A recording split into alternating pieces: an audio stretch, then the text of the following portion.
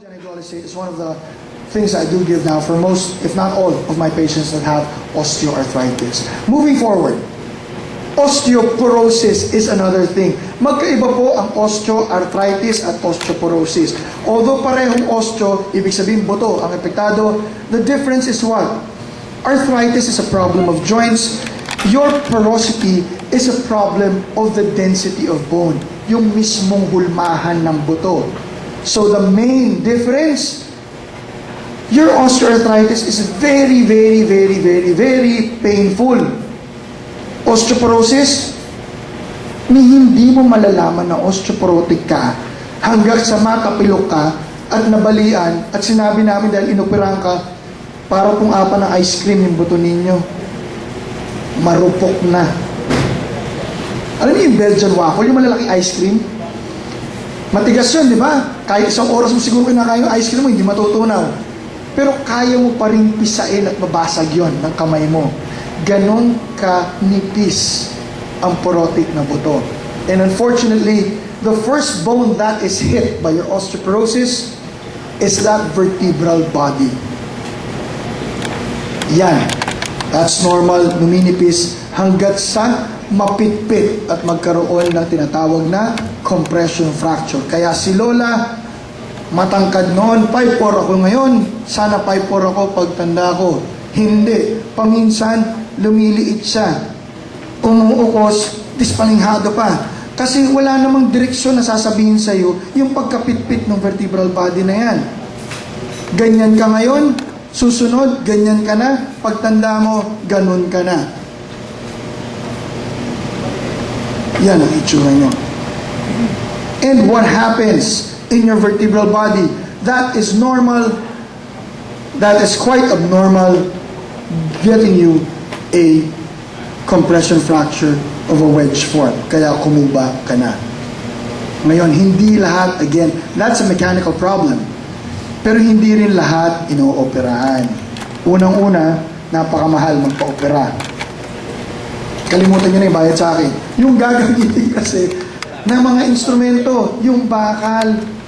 Ang bakal ngayon, titanium, hindi na pwede stainless steel. Hindi na kami gumagamit ng mga sinaunang Harrington rod na stainless steel. Bakit? That's the spine. We always look forward to the possibility of putting you inside an MRI. Hindi na pwede ang bakal. So the titanium. And titanium is 3 times more expensive than ordinary surgical stainless steel. So, what do we do? Kasi nga, hindi na kayanan ng brace. Open surgery. At hindi lang yun. Again, may neurologic problems ka na. Hindi lang kirot sa likod. Pag kirot sa likod, i-brace mo lang yan. Para lang sumuporta. Pero kung meron ka ng neurologic deficits, then you would have a problem. We do open surgery. Ganun din ang ginagawa namin. Doon sa mga nababaling area. Nakita nyo to, basag? Pinopostihan din lang namin yan. But nowadays, may bago na. Well, that's open. Sorry. We call it balloon kyphoplasty. This is one of the innovations. And it's relatively new and it's here in Manila, in the Philippines already. What do we do? Ito yung gamit na ginagamit namin. The darn thing costs around 160,000 pesos alone. Wala pang VAT. At anong ginagawa namin? Nasa loob ng operating room yan, nakadapa ang pasyente, hindi na namin hinihiwa na parang salmon na finilay mo ang likod. Butas na lang. Nakakasa ang ballpen. Nipis lang yan, oh. But we would have to have what we call an image intensifier or a C-arm. Ito po yung x-ray na shape na letter C nakapasok kasi para hindi na kami magbukas, we do it fluoroscopically. And what do? We prepare that compressed vertebral body. We drill it out both ways. And what do? We put in a balloon. And it's a balloon, so it blows up. Magic, ano? Afterwards, syempre, tatanggalin namin lobo. Hindi mo namin iwanan sa loob yan, eh. Bakit? Magkabila. Semento na ngayon ang linalagay namin. That's bone cement. That's methyl methacrylate compatible with body or human bone. And we put it both ways. Hindi lang mawawala yung kirot mo Magic yan. Nakatindig ka ng maayos. As a matter of fact, one of my patients, lalaki, sabi sa akin sa follow-up, Dok, para akong tiga-military. He's been in a brace for more than 6 months. He hates his brace.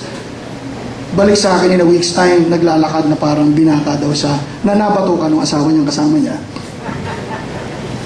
So, if you notice, from a normal bone to a compressed bone, back to the same height as that of normal. This is beautiful for patients we catch in on an acute stage of probably even less than 6 months or a year. More than that, what we do is we simply just stabilize that vertebral body. Hindi na namin pinaangat kasi hindi na namin kaya angatin. Bakit? Bone growth has been there already, sclerosis. Matigas na yan. Maski pa sa buli ko hindi sasabog basta-basta yung butong yun. So, that is what we do. Yan po yung setup namin sa operating room. Yan yung makina na yung alone would cost you probably around 55,000 pesos already. Ako po yan na nagsiset up.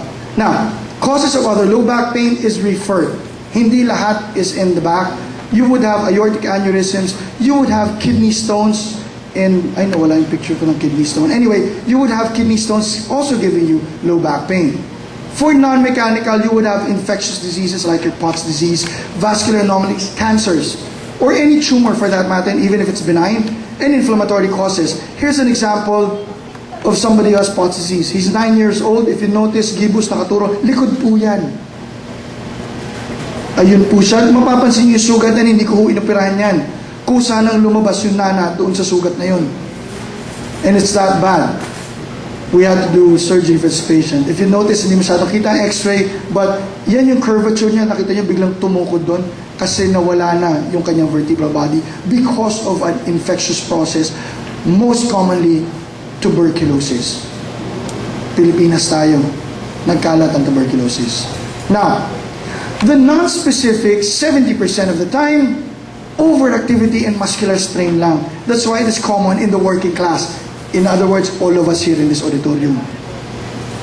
Now, the impact of chronic low back pain in patients, the psychological well-being, as we mentioned, your mood, sleep, and affectations of quality of life. We have red flags. Ito yung dahil mechanical nga yung problema. Older than 50, fevers, chills, and others, significant trauma, unrelenting pain, progressive motor sensory deficit, anesthesia, unexplained weight loss, baka cancer yan, histories of cancers in the family, osteoporosis, immunosuppression, chronic oral steroid use. Ito yung mga pasyente na asthmatic, may psoriasis, na talagang hindi mawawala yung steroids sa kanilang armament of medication. Substance abuse, and failure to improve after 6 weeks. Ito yung tinatawag namin failure of conservative management. Ito yung binanggit ko, the psychosocial yellow flags predicting yung affect, anxiety, depression, your behavior, adverse coping strategies, you lose sleep, pati yung belief mo na wala ka ng silbi at baka ikumatay mo na ito dahil sa kirot at sakit. Your social history, sexual abuse, substance abuse, and both, if you notice, lack of support and over support. Na baby masyado, kaya makilitilan na konti, kikirot na ng husto at bababa na.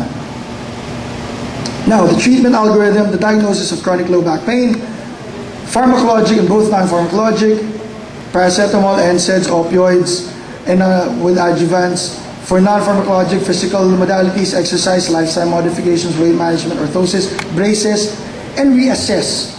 Because we reassess if we find improvement. If there's improvement, well and good. If there is none, we assess, do the EMGs, do the MRIs, and if there's a problem, we consider surgical intervention. If not, we do injections, facets and epidurals. If they improve, well and good, lifestyle modification. If not, then we consider the behavioral management of all of these things.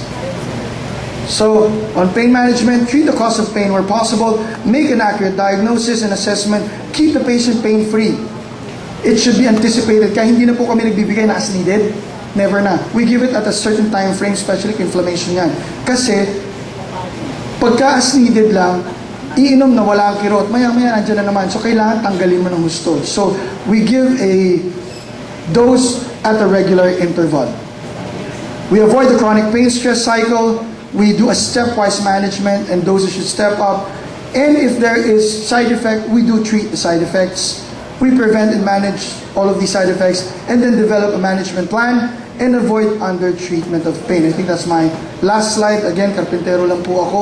Hopefully, may natutunan kayo na kaunti. And magpa-plugging na rin po ako. The doctor is in po sa Net25, Mondays, Wednesdays, and Fridays, 10:15 po. You can also follow me at Taong Bayan ng Dr. Ella Flores or follow me at Twitter. I just had to say that. Maraming salamat po sa inyo lahat. So we are very fortunate today. He traveled all the way from Santiago to come here to give a welcome talk or a message to especially the indigenous healers of the Philippines. But to the doctors, he will also give you the same. Now, our direction is actually to blend properly medical practice with alternative indigenous healers all over the Philippines so that we can attain the goal of DOH and of course our President to attain universal health for all Filipinos. We have to utilize everybody, hindi lang mga doktor, mga nurses, mga midwives, kung hindi yung mga healers din. And you have been protected by the TAMA law, the Traditional Alternative Medical Act, to do your own practice. So, kung maintindihan nyo yung message namin ngayon, gusto namin maintindihan nyo na kung sa tingin nyo hindi na kaya sa healing method, mag-refer naman kayo sa doktor as early as possible. Huwag nyo hintayin na madisgrasya yung pasyente o magiging paralyzed. So, if there is suspicion for malignancy or whatever, we would just want that you do an earlier referral system. The President of the Philippine Medical Association, Attorney Dr. Leo Olarte, will now give his message. Leo?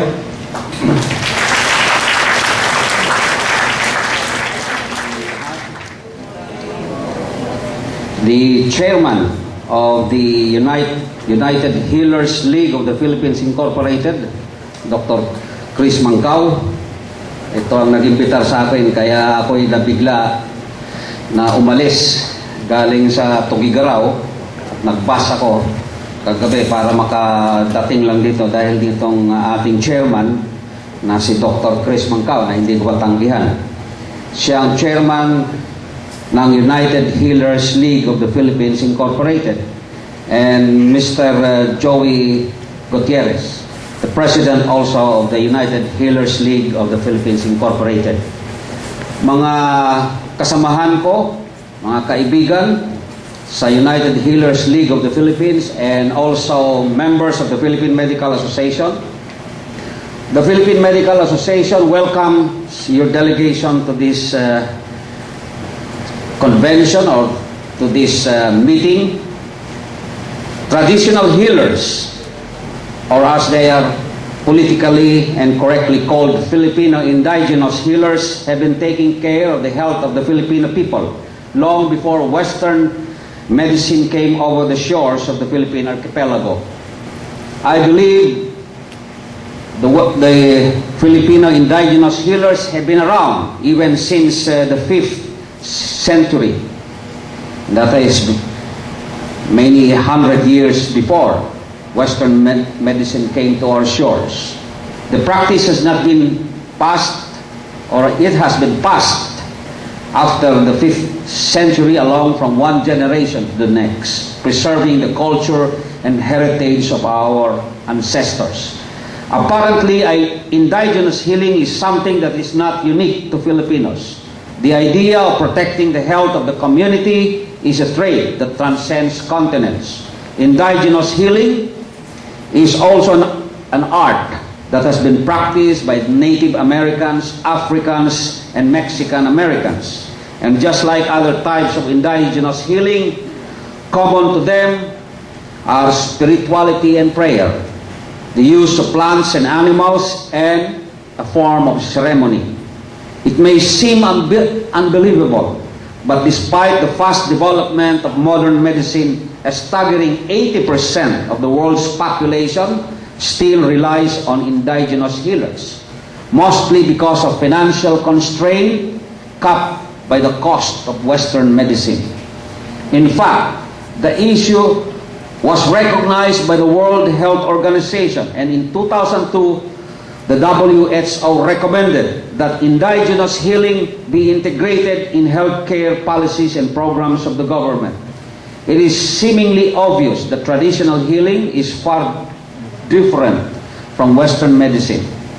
The challenge is to determine how we can integrate traditional health knowledge into the formal health system and how this integration preserves our rich cultural heritage. With the challenge in mind, I welcome you to the halls of the Philippine Medical Association, and may this day be a fruitful one as you discuss the issues that will affect your society, your practice, and the way of life of the Filipino people. Mabuhay po tayong lahat. Mabuhay ang United Healers League of the Philippines, led by Dr. Chris Mancao and Mr. Joey Gutierrez.